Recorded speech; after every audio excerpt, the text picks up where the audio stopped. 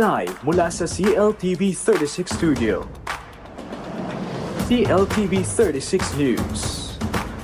Maya Pabengi, Pampanga, magandang gabi, Central Luzon. Ako po si JM De Jesus at oras na para sa mga may init na balitang Central Luzon ngayong Miyerkules, November 12. Pampanga River, patuloy na minomonitor ng DRRMOs. Oplan kontra baha, inilunsad sa Metro Manila. Flood-prone areas tulad ng Bulacan at Pampanga isusunod. Mga higanting paro ng GLF 2025, hindi natinag sa Bagyong Uwan. Ex-DPWH Secretary Bonoan lumipad patungong US sa gitna ng flood control controversy ayon sa BI. At Jessica Sanchez, balik Pinas para sa New Year's Grand Countdown to 2026. Nagpapatuloy ang monitoring ng local disaster risk reduction management offices at Pampanga PDRMO sa water level ng Pampanga River. Posible kasing umapaw ang ilog at bumaha sa ilang bahagi ng probinsya kasunod ng pagbaba ng tubig mula sa mga kalapit na lugar matapos ang pananalasa ng Bagyong Uwan. Aktibo rin nagbabantay ang mga munisipalidad ng Apalit, Arayat, Candaba, Macabebe, Masantol, San Luis at Sasmuan. Kasabay nito, kumikilos na rin ang mga local government unit upang maibalik ang normal na supply ng kuryente sa mga mamamayan. Hinihikayat din ang publiko na patuloy na mag-ingat at makinig sa mga paalala. Samantala, lamarga na ang Oplan kontra baha sa Metro Manila na hangad ay malinis sa mga baradong daluyang tubig upang mabawasan ang naranasang baha na plano ring ipatupad sa iba pang probinsya. Naritong report. Inulunsad ni Pangulong Ferdinand Marcos Jr. ang kampanya kasama ang iba't ibang sektor upang linisin ang marumi at baradong daluyang tubig sa Metro Manila. Sinimulan nitong Miyerkules, November 12, ang Oplan kontra baha, Greater Metro Manila Waterways Clearing and Cleaning Operations sa Balihatar Creek, Barangay San Dionisio, Parañaque City. Sabayan din itong isinagawa sa Kaingin Creek sa May Kawayan City, Sunog Apog Pumping Station sa Tondo, Manila, San Juan River sa Quezon City, at Las Piñas River sa Las Piñas City. Ayon sa Pangulo, sa pagtataya ng mga siyentipiko, posible raw na mabawasan hanggang 60% ang nararanasang pagbaha sa Metro Manila kung mapapanumbalik sa full water carrying capacity ang mga daluyang tubig at drainage systems. Tatagal ang naturang programa hanggang July 2026 na pangungunahan ng DPWH kasama ang ilang ahensya ng gobyerno, local government units at malalaking pribadong kumpanya. Plano rin ng punong ehekutibo na palawakin pa ito sa ibang lugar na nakararanas rin ng matinding baha, partikular sa Cebu, Bacolod, Rojas City, Bulacan, Pampanga, Cavite, Laguna, Pangasinan, Cotabato, Davao at Cagayan de Oro. May tuturing daw itong simpleng solusyon, ngunit mangangailangan ng maraming trabaho, kaya naman malaking bagay raw na marami ang nais tumulong para mapigilan ang baha sa Kamaynilaan at iba pang mga highly urbanized areas. Raymond Tasoy, CLTV 36 News. Sa ibang balita, tanging mga official channel lamang ng Bases Conversion and Development Authority o BCDA ang otorisadong humawak ng lahat ng land transactions, lease at development deals sa loob ng New Clark City. Ito ay batay sa inilabas ng advisory. Pinalalahanan ng BCDA ang publiko na anumang alok, bentahan o brokerage activity na hindi dumaan sa kanilang opisyal na tanggapan ay hindi otorisado at dapat pag-ingatan. Hinikayat ng ahensya ang sino mang may katanungan o nais mag-verify ng impormasyon na direktang makipag-ugnayan sa Investment Promotions and Marketing Department o Business Development Department ng BCDA sa pamamagitan ng email marketing@bcda.gov.ph o bdd@bcda.gov.ph o bumisita sa kanilang official website o social media pages. Tiniyak din ng BCDA na nananatili silang tapat sa layunin ng transparent at legal na pamamahala ng mga ari-arian ng gobyerno para sa mga Pilipino. Sa ibang balita, matinding inspeksyon at drug testing ang isinagawa ng PIDEA sa Piitan sa Angeles City at Tarlac City Jail laban sa iligal na droga at iba pang kontrabando. Naritong report.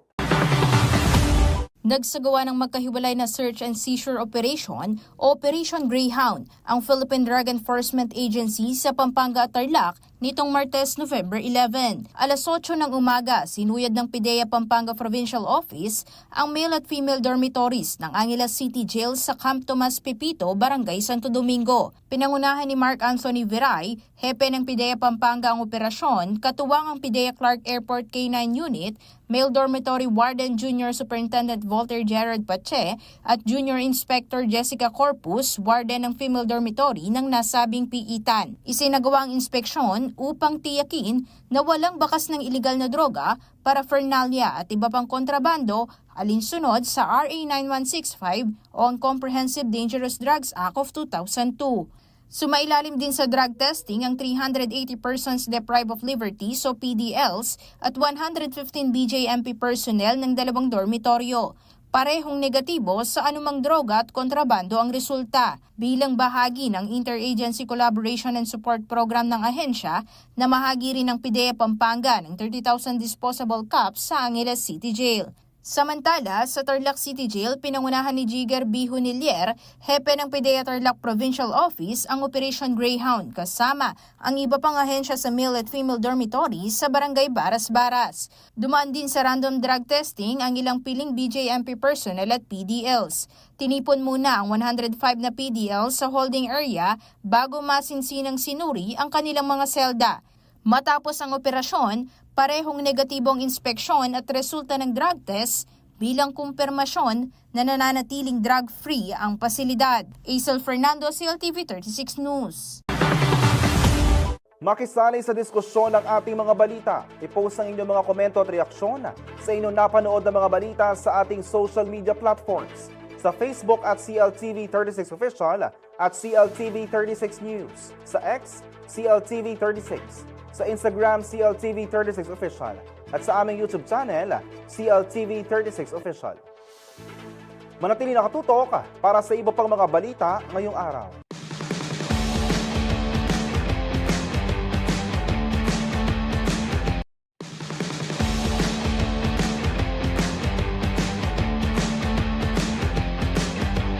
Nagbabalik ang CLTV 36 News. Pinabura ng Korte Suprema ang legalidad ng Republic Act 1223-2 na nagtatakda sa termino ng barangay at SK officials at ang regular na petsa para sa halalan ng nasabing mga opisyal kada 4 na taon. Ang buong detalye sa report na ito.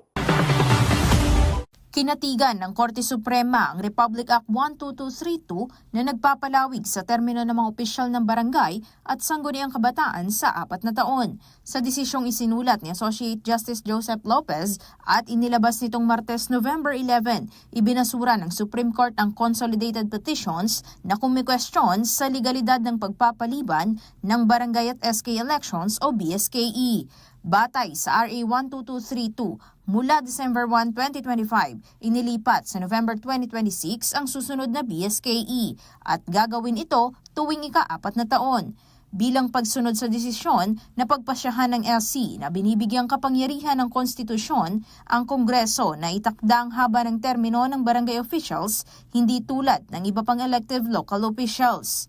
Kasama rin dito ang kapasidad na tukuyin kung kailan magsisimula ang kanilang termino basta't makatwiran at naaayon sa batas. Paglilinaw ng Korte Suprema, layunin ng RA na magkaroon ng tiyak na termino ng 4 na taon para sa mga opisyal ng barangay at sangguniang kabataan at ipagbawal ang magkasunod na termino para sa SK officials. Hindi raw ito batas na nagpapaliban sa halalan at nagkataon lamang ang paglipat ng petsa ng BSKE. Hindi rin umano nito nilalabag ang karapatan ng publiko sa pagboto dahil hindi sinuspinde o binuwag ang halalan.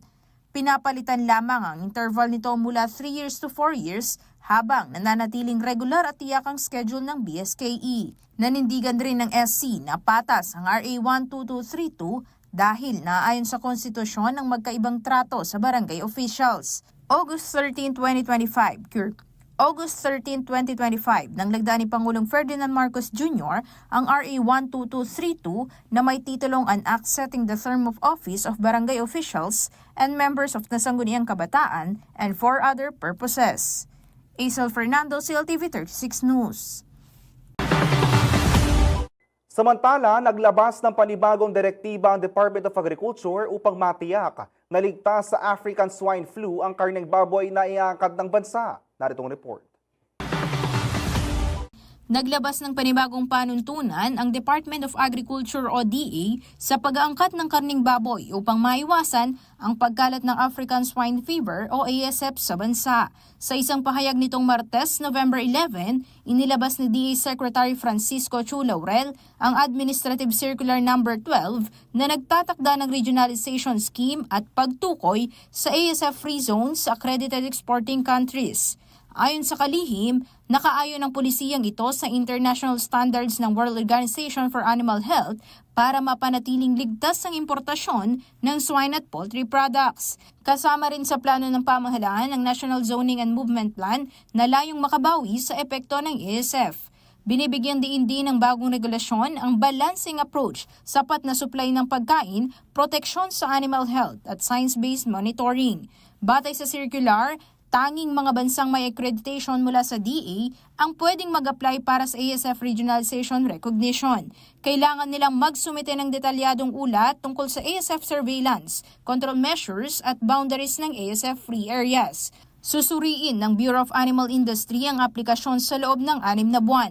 Sa oras na maaprubahan, magkakaroon ng bilateral formal recognition sa pagitan ng Philippine veterinary officials at ng accredited country na magiging epektibo sa pamamagitan ng memorandum order mula sa DA.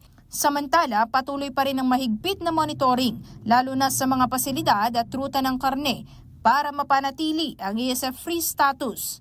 Matapos ang 2 taon, muli namang susuriin ang circular para matiyak ang bisa nito sa importasyon ng karneng baboy. Isel Fernando, CLTV 36 News. Samantala, sa gitna ng natitirang preparasyon at hamon ng panahon, tuloy pa rin ang paggawa ng mga higanteng parol sa City of San Fernando, Pampanga. Malapit na kasing sumiklab ang liwanag ng tradisyon sa lungsod at ilang araw na lang muli na namang masisilayan ang makulay na parol ng GLF 2025. Kamusta na kaya ang preparasyon ng GLF Committee? Alamin natin sa report ni Aisel Fernando. Ilang araw na lang ang hinihintay bago muling masasaksihan ang pagningning ng mga higanteng parol sa City of San Fernando, Pampanga. Kaya naman, walang patid ang paghahanda ng Giant Lantern Festival o GLF 2025 Committee para sa pinaka-inaabangang ligligang parol. Sa 6th Executive Meeting nitong Martes, November 11, tinalakay ang progreso ng 10 barangay na kalahok at mga natitirang preparasyon. Ayon sa chairperson ng komite na si Engineer Noel Gomez, on track ang paggawa ng mga parol at halos handa na ang karamihan sa mga ito. As per meeting today, per subcommittee, kahit wala yung iba, pero everything is on track. So, pagdating ng December, first week, final meeting, so parang ano na lang yun, parang finishing touches na. Gayunpaman, hindi naging madali ang proseso dahil sa pananalasa ng Super Typhoon Uwan na naging balakid sa ilang outdoor works. Ang challenges niyan, of course, yung weather natin, no? Na malaking pasalamat natin through the grace of God. At least yung mga, inalala rin namin yung mga parol na nasa labas. So, pinagdasal natin sila na sana hindi maapektuhan in this Uwan Typhoon kasi medyo kalakasan yun eh. Ang mostly nasa labas sila. So yun ang naging main challenges ng Executive Committee. Sa kabutihang palad, wala naman daw napinsala sa mga parol na ginagawa ng mga kalahok ayon sa report ng Barangay Accreditation and Regulatory Committee o BARC. Samantala, ibinida rin ni Gomez ang lungsod-lunsad kung saan magkakaroon ng Giant Lantern Caravan sa United States sa darating na November 16 to 30.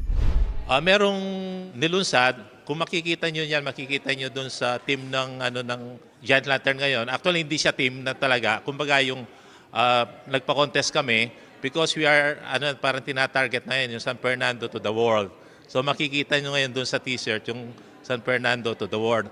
And incidentally, yung city government ay magkakaroon ng lungsod-lunsad Giant Lantern Caravan sa United States on November 16 to November 30. Ayun ang main doon, yung pinakano doon, yung mga meetings ng mga Kapampangan communities and as well as yung ceremonial lighting ng Giant Lantern sa United States. Proud ring ibinahagi ng chairperson na almost ready na ang mga parol sa nalalapit na festival. As per monitoring, especially sa mga ongoing lantern makers, so on track naman sila sa mga percentage na dapat nila maka-accomplish.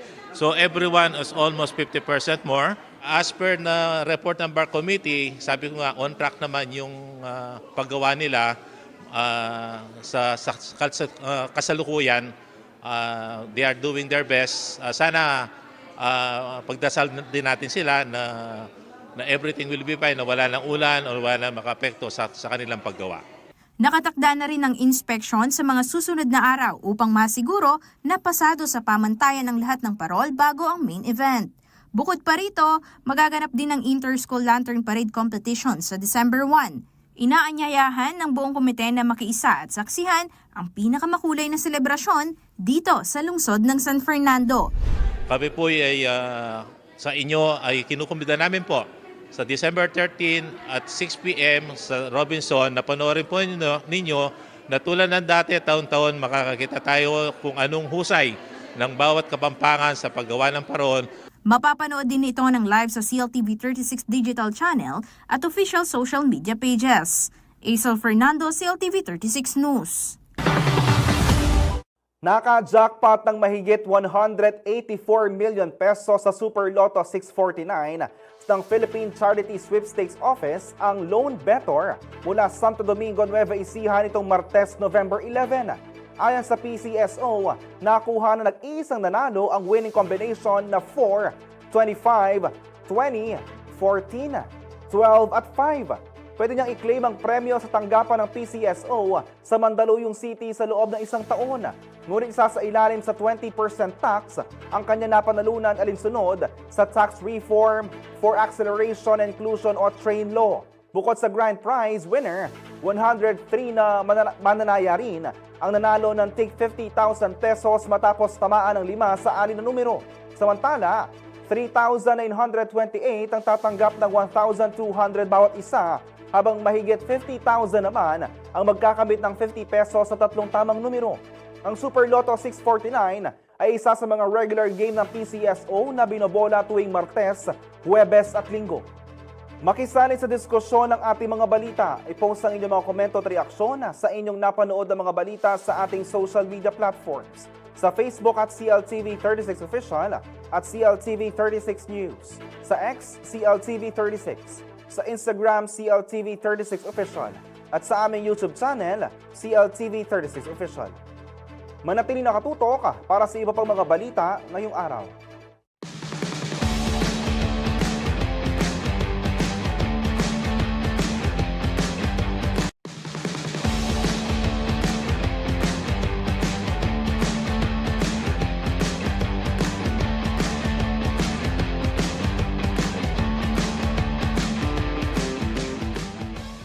Nagbabalik ang CLTV 36 News.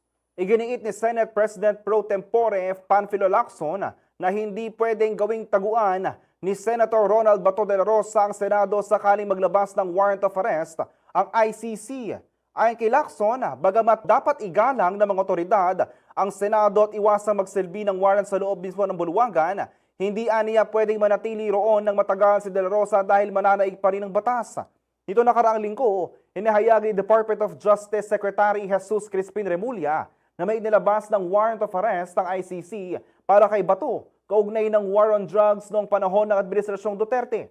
Nilinaw naman ni Lacson na hindi o kahit wala pang opisyal na kumpirmasyon mula sa ICC, naniniwala siyang dapat harapin ni De La Rosa ang anumang kaso sa legal na paraan. Una nang sinabi ng DOJ na handa ang Pilipinas na makipagtulungan kung maglabas ng arrest of warrant ang naturang korte laban kay De La Rosa na nagsilbi noon bilang PNP chief.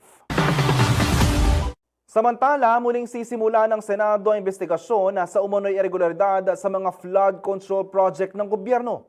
Kabilang sa mga ipatatawag ang ilang kongresista at dating opisyal na dawit sa kontrobersyal na proyekto. Magbabalita si Raymond Tasoy.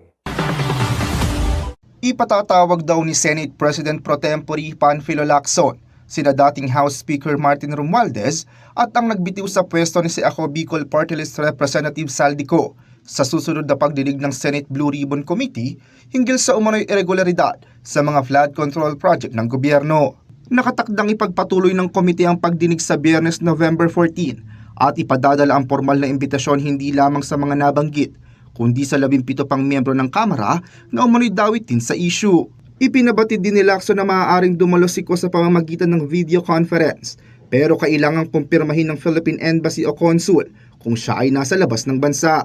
Ang bagong round ng investigasyon ay kaugnay pa rin ng naunang testimonya ng kontraktor na sina Curly at Sara Diskaya noong Setyembre. Ayon sa mag-asawa, may ilang kongresista, staff at opisyal ng Department of Public Works and Highways o DPWH ang sangkot sa mga kahina-hinalang proyekto. Tiniyak naman ni Lacson na idadaan sa formal na proseso ang pagpapadala ng mga imbitasyon. Naipaalam na rin aniya kay Senate President Tito Soto ang pag-aayos ng schedule ng mga pagdinig para tuloy-tuloy ang pagbusisi sa mga alegasyon. Raymond Tasoy, CLTV 36 News. Kinumpirma ng Bureau of Immigration na umalis ng bansa si dating Department of Public Works and Highways Secretary Manuel Bonoan patungong Estados Unidos itong Martes, November 11, batay sa report mula sa Philippine News Agency. Ayon kay Immigration spokesperson Dana Sandoval, lumipad si Bonoan mula Ninoy Aquino International Airport Terminal 1 sa Parañaque City bandang 5:30 p.m. sa flight na dadaan muna sa Taiwan bago tumulak patungong US. Ipinahayag ng BI na ipinaalam na nila sa Department of Justice ang biyahe ni Bonoan dahil nasa ilalim siya ng Immigration Lookout Bulletin Order sa pagkakadawit sa anomalya sa flood control. Gayunpaman, wala raw umiiral na hold departure order or warrant of arrest laban sa dating kalihim kaya siya pinayagang makaalis. Si Bonoan ay nasangkot sa umunoy irregularidad sa ilang flood control projects ng DPWH na sinasabing may kinalaman sa maling pagpopondo at implementasyon ng mga proyekto. Matatanda ang nagbitiw siya sa pwesto noong Agosto sa gitna ng kontrobersiya. Makisali sa diskusyon ng ating mga balita. I-post ang inyong mga komento at reaksyon sa inyong mga napanood na mga balita sa ating social media platforms. Sa Facebook at CLTV36 Official at CLTV36 News. Sa X, CLTV36. Sa Instagram, CLTV36 Official. At sa aming YouTube channel, CLTV36 Official. Manatili nakatutok para sa iba pang mga balita ngayong araw.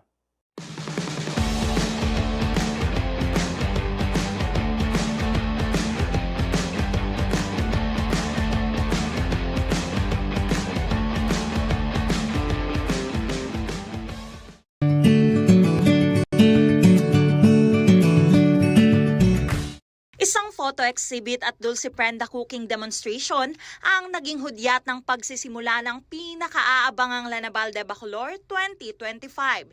Isinagawa ito sa Executive Building ng Bayan nitong Martes, November 11. Sama-samang nagbalik tanaw ang lahat ng mga dumalo sa mayamang kultura at kasaysayan ng Bacolor, kabilang si Mayor D. Mandato at buong sangguniang bayan. Masayang ipinakita ng alkalde ang historical places, gayon din ang mga kaganapan at pagdiriwang sa lugar sa pamamagitan ng mga larawang nakadisplay sa exhibit. Nakita niyo po, napakarami natin mga photos na papakita ng ating mga rich history ng Bacolor, umpisa nung Lanabal hanggang ngayon, makikita po yung mga feature dito, mga picture dito, at yung ating mga kakanin na inihahanda para sa ating mga bisita. So yung mga pictures po yan, it's all about Lanabal and Makatapak Festival, the history of Bacolor, dito ating simbahan ngayon. Ibinida naman ng Tourism Office ang Dulce Prenda na isang traditional Bacolor delicacy. Itinuro mismo ng Kapampangan culinary legend na si Atching Lilian Borromeo ang paggawa nito sa isang cooking demo. Ang Dulce Prenda ay isang tinapay na kahawig ng Panecillos de San Nicolas ng mga Espanyol. Inukit na burda ng damit ng berhen ang disenyo nito at may palamang gawa sa kondol na niluto sa asukal. Ang pagkain ito ay reliyosong alay ng mga mahihirap kay Berheng Maria tuwing kapistahan ng Lanabal de Bacolor mula pa noong 1600. Game na sumali sa cooking demo si Datu. Mala content creator ang peg niya dahil habang ginagawa ni Atching Lilian ang steps on how to make Dulce Prenda, siya naman ang naging voiceover nito para sa audience. Yan, then po lakode, kiyang wari kiyang buntok ururande po ne. Lakode linisande po bayang masanting akakit, apin po ita. Then ioben tayo. At At dahil tuloy-tuloy na nga ang kasiyahan, sumali na rin ang ilan pang miyembro ng Sangguniang Bayan sa pagluluto. Maging si Vice Mayor Ron Dungca at Aiza May Cunanan ay nakialam na sa mini kitchen sa stage. From my left, Konsyala Emily Bata, Konsyala Aiza May Cunanan. Sa kabila ng galak na nararamdaman ng lahat sa pagluluto ng Dulce Prenda, naghatid naman ng modern twist ang Pampanga State University. Ang original recipe, nilagyan nila ng bagong flavor na pasok sa panlasa ng mga Bacoloreño at nananatiling tapat sa itsura ng traditional delicacy. Yung pinaka-flavor na to is for Bacolor only. Ngayon nag-innovate kami na medyo ginawa namin is yung buko. And then also yung innovate namin siya nakasama yung parang meron siyang yema na mais na para siyang tibok-tibok style para at least meron siyang variation of flavors. Kung wala mang available na kundol, at least pag sinabing Dulce Prenda, meron siyang another flavor. It's not about innovating the flavor, but yung pa ring itsura ng Dulce Prenda, yung pa rin siya.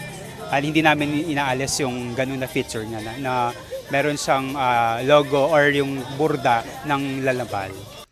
Ikinatuwa naman ni Vice Mayor Ron Dungca ang experience niya sa paggawa ng Dulce Prenda at inobasyong handog ng PSU.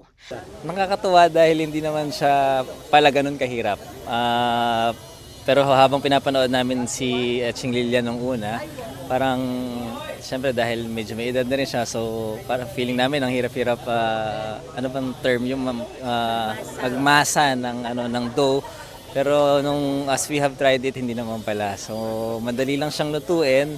At kagandahan doon, yung kondol na usually na nilalagay, nilagyan na ng ibang flavors. Samantala, bago matapos ang aktibidad, binigyang diin ng mga opisyal ang layunin ng kanilang opening celebration para sa Lanabal, ang maipasa sa susunod na henerasyon ng kasaysayan at kultura ng Bacolor. Gusto natin maipasa through generations kung ano ang importansya ng ating history dahil ito ay naging part ng kultura ng ating bayan, ng Bacolor. Ito po ay simple pero makabuluhang pagtitipon at paghahanda para sa ating Lanabal 2025. This symbolizes our residency at ang ating pananampalataya sa ating Panginoon. So ito po ay magsisilbing matibay na paalala na kahit ano mangyari sa buhay, kaya natin to. Rainiela Tugay, CLTV 36 News.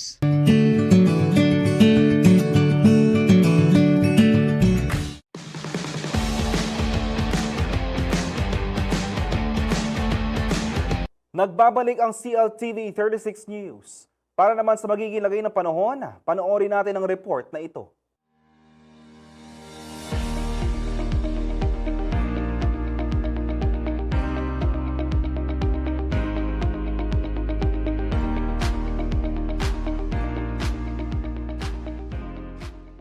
Narito na po ang pinakauling ulat panahon ngayong Miyerkules, November 12, 2025. Sa kasalukuyan po, ang Tropical Storm Uwan ay huling namataan sa layong 225 kilometers, kanluran, hilagang kanluran ng Itbay at Batanes, na may lakas ng hangin na 75 kilometers per hour malapit sa gitna at pagbugso hanggang 90 kilometers per hour. Kumikilos naman ito pasilangan, hilagang silangan sa bilis na 10 kilometers per hour. Para po sa lagay ng ating panahon ng Ilocos Norte, Batanes, Babuyan Islands ay makakaranas ng maulap na kalangitan na may kalat-kalat ng mga pag-ulan, pagkulog, pagkidlat, dulot po yan ng trough ng bagyong si Uwan, katamtaman hanggang sa malalakas na mga pag-ulan. Sa Metro Manila po at natitirang bahagi ng ating bansa, bahagyang maulap hanggang sa maulap na kalangitan na may pulo-pulong mga pag-ulan, pagkulog, pagkidlat dahil naman po yan sa localized thunderstorms. Mag-ingat pa rin po sa biglaang pagbaha o pagguho ng lupa kapag po malalakas po ang ating mga thunderstorms. At yan po ang latest dito sa Pag-asa Clark Weather Station. Ako po si Rainier Agas, nag-uulat.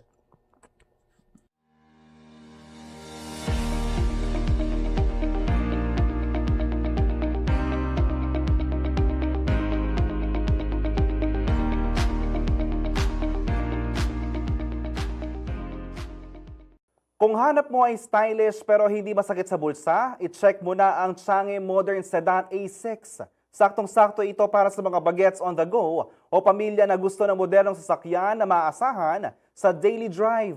May tech features na tipid pa sa gas. Alamin ang ibang features ng Chanhe Modern Sedan A6 sa report na ito.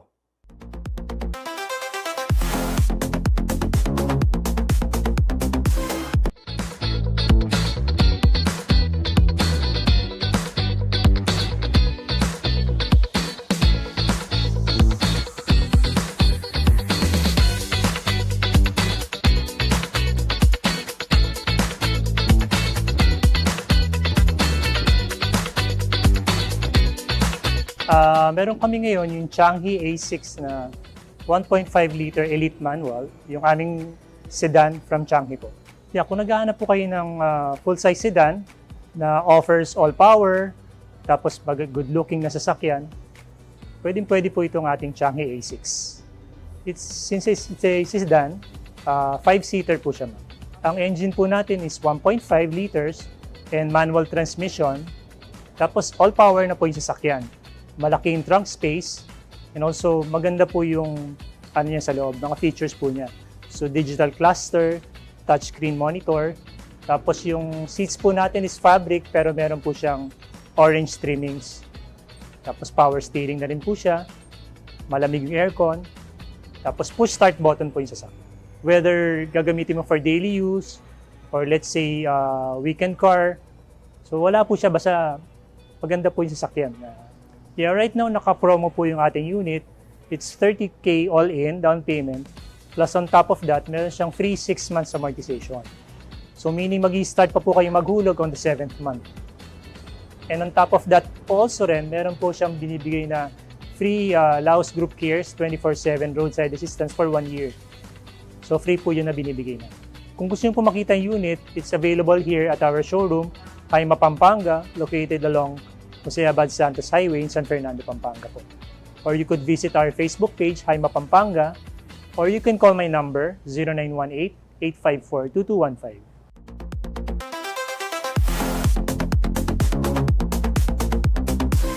Inihahanda na ng International Olympic Committee ang pagpapatupad ng bagong patakaran na maglilimita sa paglahok ng transgender women sa women's category upang mapanatili ang patas na kompetisyon sa Olympics. Naritong report.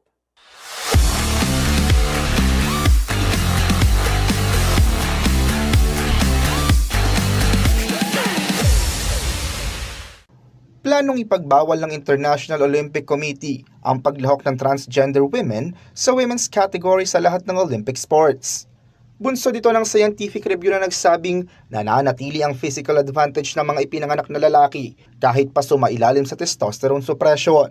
Batay sa report, patunay dito ang resulta ng pagsusuri ng isang Canadian sports medicine expert sa Switzerland sa pagkakaiba ng pisikal na katangian ng mga lalaki at babae.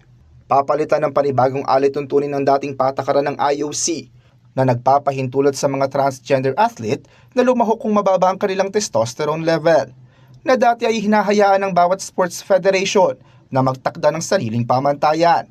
Sinabi ni IOC President Kirsty Coventry na layunin ng pagbabago na protektahan ang integridad ng women's category at nakabatay sa agham ang kanilang desisyon. Inaasahang ilalabas ang pinal na anunsyo sa February 2026 bago ang Milan Cortina Winter Games kapag natapos na ang iba pang legal na pagsusuri sa bagong panuntunan. At yan po ang Game On. Raymond Tasoy para sa CLTV 36 News.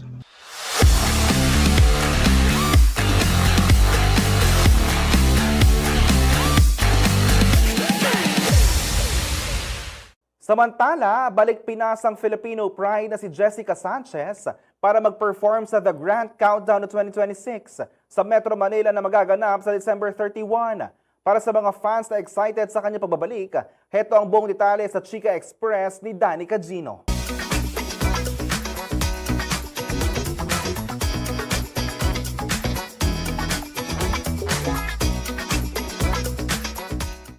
Dito sa Pilipinas, magbabagong taon ang Filipino pride na si Jessica Sanchez matapos i-announce na magpa-perform siya sa The Grand Countdown to 2026 ng Newport World Resorts. Gaganapin ito sa Manila Marriott Grand Ballroom sa December 31. Matatanda ang 3 buwan lang ang nakalipas nang masungkit ni Jessica ang makasaysayang panalo sa 20th season ng America's Got Talent. Isa sa mga pinag-usapan sa kanyang AGT journey ang revelation ng kanyang pregnancy at kalaunan ay pag-welcome sa kanilang first child nitong October kasama ng kanyang non-showbiz husband. Bukod sa kanyang tagumpay sa AGT, nakilala rin si Jessica bilang runner-up sa 11th season ng American Idol. Nakapag-release na rin siya ng debut album na Me, You, and the Music na naglalaman ng single na Tonight kasama si Mio. Lumabas din siya sa 2 episode ng sikat na hit series na Glee. At yan po ang ating Chika Express. Ako po si Danny Cachino para sa CLTV 36 News.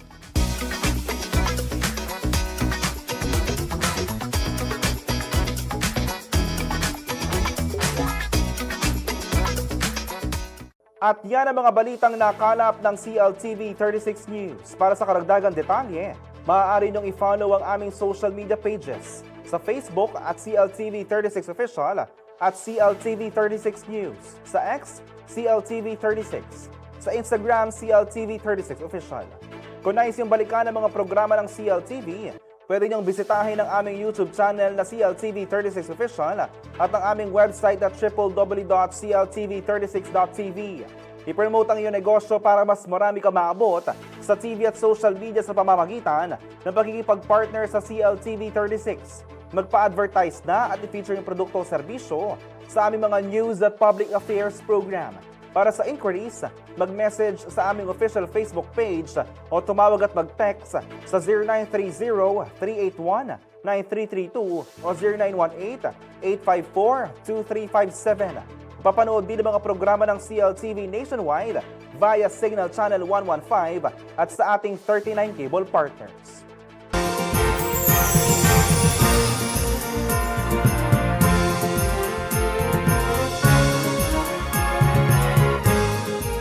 Mga kababayan, nalalapit na po ang pinakamakulay at pinakamasaya na okasyon na bida nakikislap ang higanteng parol ng City of San Fernando. 31 days na lamang po at Giant Lantern Festival na. Magkita-kita po tayo sa Robinson Star Mill sa December 13, 2025.